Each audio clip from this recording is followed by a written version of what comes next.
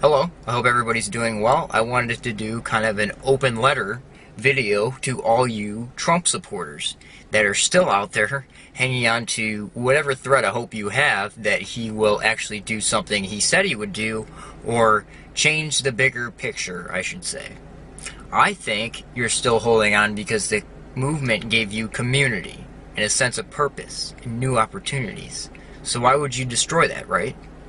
So I want to ask you a series of fairly simple questions. Who funds the left? Right? Where do they get their finances from for their organizations, for their protests, their counter-protests, their websites, even down to the signs that they hold? That all cost quite a bit of money. Now I know most of you will throw out your favorite boogeyman, George Soros, but who is George Soros? Who is he associated with? It's not just the left. Who funds the race-baiting media that perpetuates the leftist ideology? Who funds the entertainment that normalizes cultural Marxism and leftist values? Who finances the left's politicians? Who funds their campaigns? Well, you can find the answer to all these questions with a simple Google search of all things. And what you will see is that the same Zionist powers that fund your movement fund the left.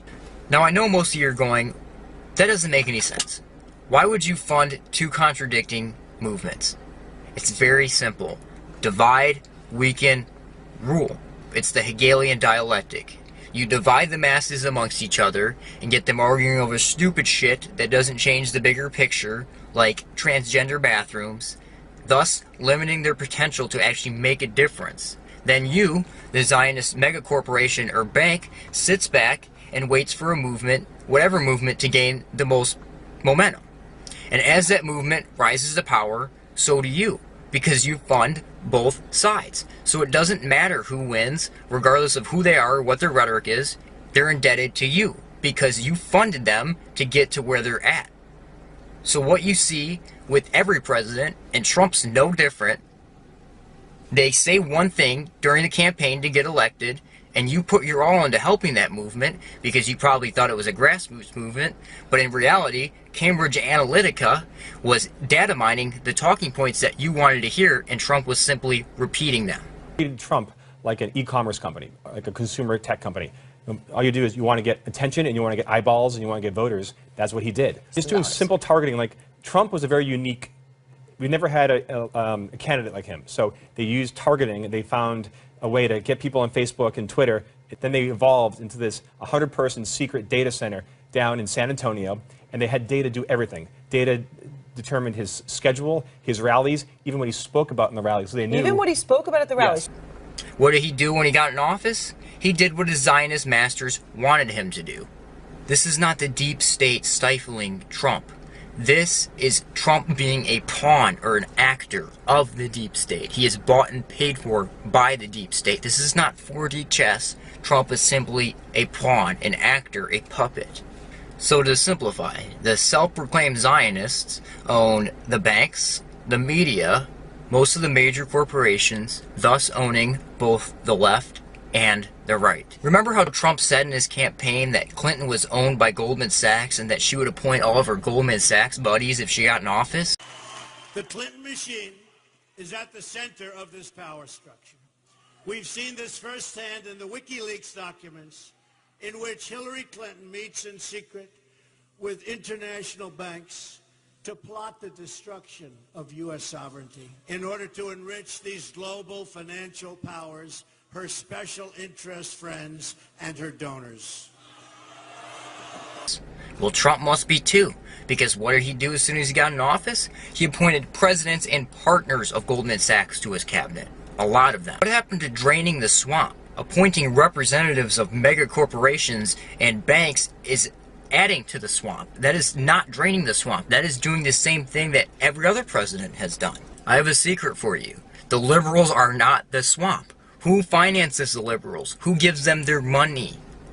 You gotta cut the head off the snake. Cutting the tail off won't kill it. What about the wall? What happened to the wall? He said we're going to build the wall and Mexico was going to pay for it. That was ridiculous from the start. It's obvious that that was never going to happen. That was just a lie to tell you what you wanted to hear. Yet you guys still chant, build that wall. It'll never happen. And what about throwing crooked Hillary in jail?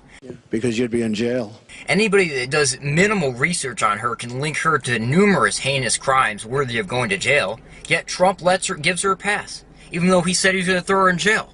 Why? He's been friends with the Clintons for 20 plus years. Just like he's friends with Silverstein, the guy who profited off 9/11. He's been friends with the Bushes for a couple decades. And he was friends with Jeffrey Epstein, the convicted pedophile. Trump is not an outsider. Trump is an insider. Trump is a Hollywood guy. He's a real estate guy. And to be at the level of real estate he was at, that takes enormous cash flow. So you have to have good relations with the bank. This was just a giant WWE show that you guys fell for because Alex Jones told you he was an outsider. Guess what? Jones has blatant CIA connections as well. Whenever I go to a family reunion, half the people in the room are former retired CIA. What about his miraculous tax plan? That isn't happening. And his foreign policy is a complete and utter disaster. I don't know how anybody still trusts Trump after what we've seen go on with his foreign policy. And you say that was the deep state doing that?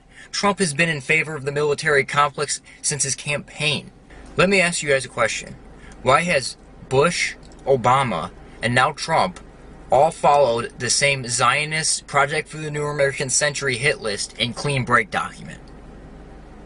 One was a neocon, one was a liberal, and one's a so-called outsider. No, they're actors, they're puppets. They don't care about you. They care about fulfilling what their debtors want. They care about making the people they're indebted to happy. They couldn't care less about you. And Trump absolutely ridiculed Obama for trying to go into Syria. He said we need to stay out of Syria. It'll bankrupt our country. What does he do as soon as he gets in office? Even before the gas attack, he puts boots on the ground in Syria. Then after the gas attack, he starts bombing them. To this day, we're still shooting down Syrian aircraft that are killing ISIS fighters. Assad is not the enemy. Assad is a Zionist enemy. He doesn't go along with the Zionist banking system, therefore he must be taken out.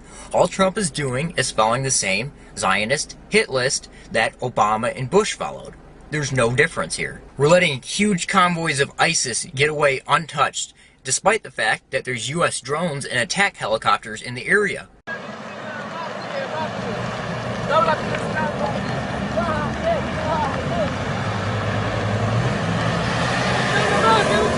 I thought ISIS was enemy number one, Trump. I guess Assad's a bigger enemy to us than ISIS is. And Trump praised Iran before he got in office for killing ISIS. But Assad is killing ISIS. Russia is killing ISIS. And Iran is killing ISIS. As soon as he gets in office, what happens? Iran's enemy number one. Why? Because it's Zionist enemy number one. It's the last stronghold on that PNAC hit list.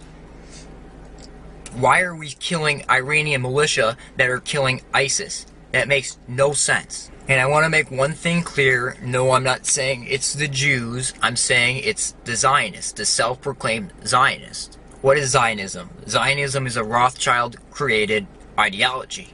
No, it does not mean wanting a nation-state of Israel. It means achieving the Greater Israel Project. Most of them call themselves Jewish, even though they're not really Jewish. DNA tests prove that Ashkenazi and Khazars are not the Hebrews of the Bible.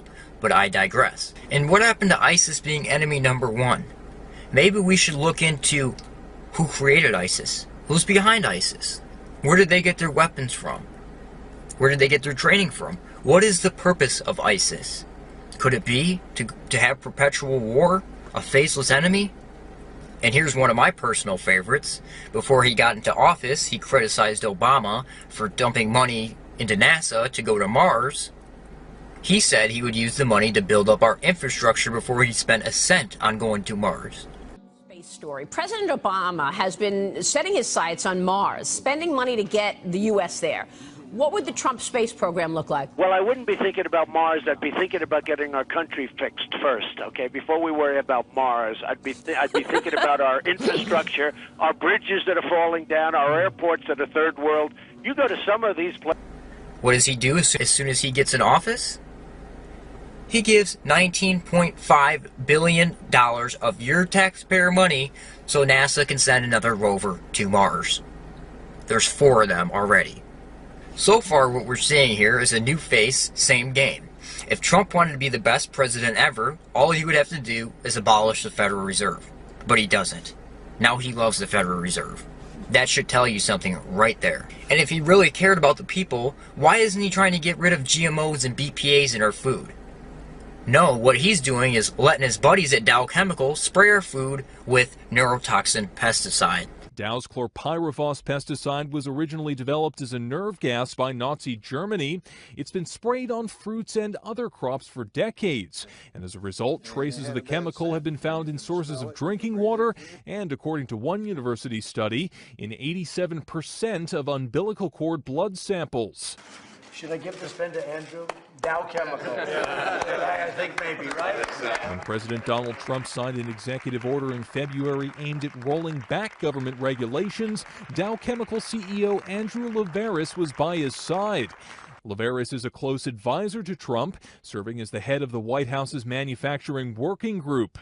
The company also wrote a $1 million check to help underwrite the inaugural festivities. When asked whether Dow's donations were meant to influence policy, Dow's director of public affairs said that any suggestion of that is, quote, completely off the mark. Thanks, Trump. I challenge each and every one of you to look into Cambridge Analytics, look who's involved with that, and look into what it is, as well as look into the Council for National Policy. Look who's involved with that. So to close this video out, I want to emphasize that we cannot put our trust in a puppet president to do anything for us. Only we the people can destroy the deep state. The deep state is not some faceless, unstoppable entity. The deep state is the megacorporations and the banks. And it is built upon a house of cards. All we have to do to beat it is stop participating in it. Stop participating in their propaganda. Stop participating in their megacorporations. And their house of cards will fall so quickly. Look out for each other, and you guys have a good one.